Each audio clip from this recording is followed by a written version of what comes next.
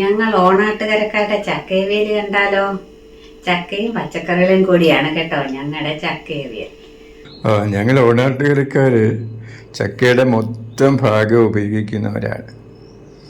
കിഴക്കൻ ഏരിയയിൽ ചക്ക ഇഷ്ടം പോലെ ഉള്ളതുപോലെ ഞങ്ങളുടെ നാട്ടിൽ ഇല്ലാത്തതുകൊണ്ടായിരിക്കും ഞങ്ങൾ ചക്കയുടെ മുള്ളൊഴിച്ചുള്ള മൊത്തം ഭാഗം ഉപയോഗിക്കും.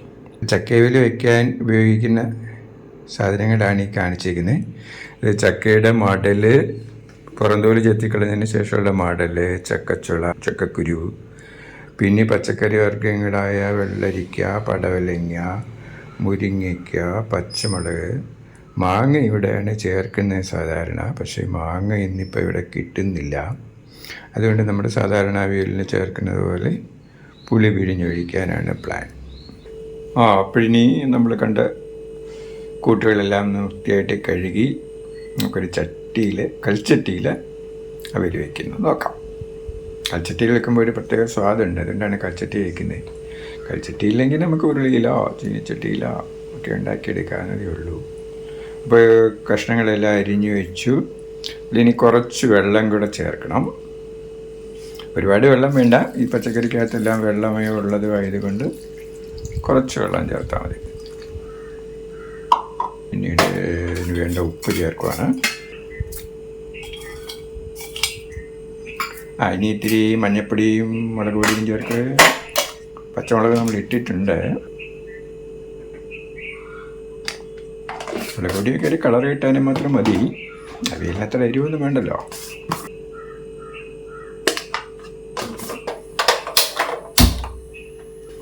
എല്ലാം കൂടെ ഒന്ന് മിക്സ് ചെയ്ത് പൊടികളെല്ലാം കഷ്ണമായിട്ടൊന്ന് മിക്സ് ചെയ്യണം. അതെല്ലാം കൂടെ പിടിച്ചിട്ട് നന്നായിട്ട് ടേസ്റ്റായിട്ട് കിട്ടത്തുള്ളൂ. നമുക്കിവിടെ ചിരട്ടത്തവി ഉണ്ട്, അതുകൊണ്ട് നമ്മൾ ചിരട്ടത്തവി തന്നെ എടുക്കുക. ഇങ്ങനെ മിക്സ് ചെയ്യാം.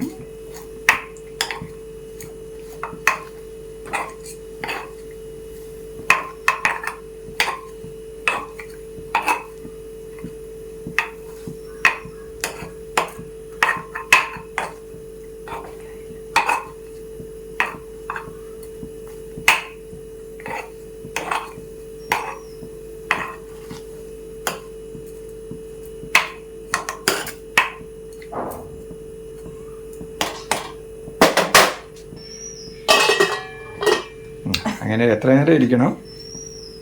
ഒരു 15 മിനിറ്റ് ആകുമ്പോൾ നമുക്കൊന്നുകൂടെ ഇളക്കണം. മീഡിയം ഫ്ലെയിമിലല്ലേ?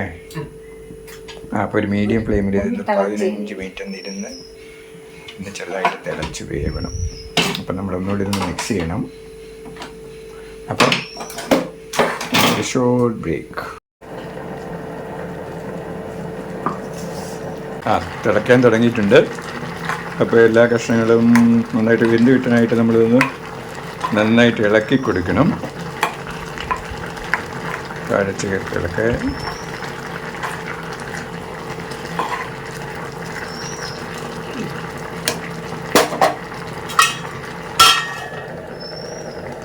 ഇനി നമുക്കിതിന് വേണ്ടിയിട്ടുള്ള അരപ്പ് തയ്യാറാക്കാം.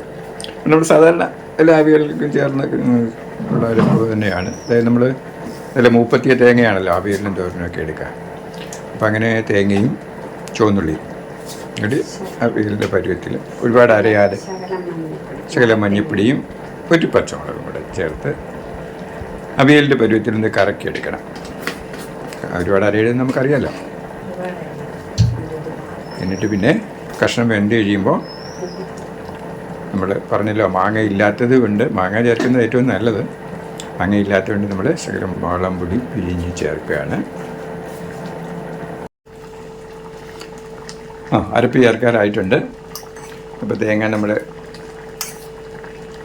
തേക്കുമാണ്. അപ്പോൾ അതിൻ്റെ കൂടെ തന്നെ നമ്മൾ കരിയാപ്പില ആഡ് ചെയ്തിട്ടുണ്ട്.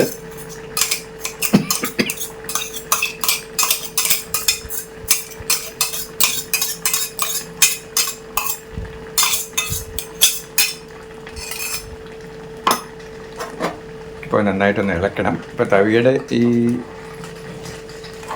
സ്റ്റിക്ക് കൊണ്ട് ഇളക്കിയാൽ ഉടയാതെ കിട്ടും. അതുകൊണ്ടാണ് നമ്മൾ തവിക്കണ എന്നാണ് ഞങ്ങൾ പറയുന്നത്. തവിക്കണ കൊണ്ട് ഇളക്കുക. മണ്ണാണെങ്കിൽ കഷ്ണം ഉടഞ്ഞു പോകാതിരിക്കും.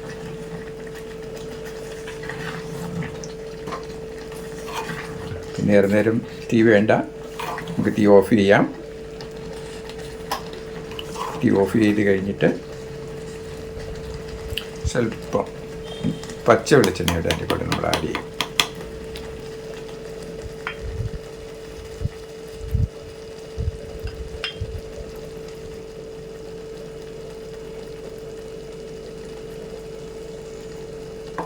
അപ്പം നമ്മുടെ ചക്കവിൽ റെഡിയായി കഴിഞ്ഞു. ഇനി വിളമ്പി ചോറിൻ്റെ കൂടെ കഴിക്കുക മാത്രം.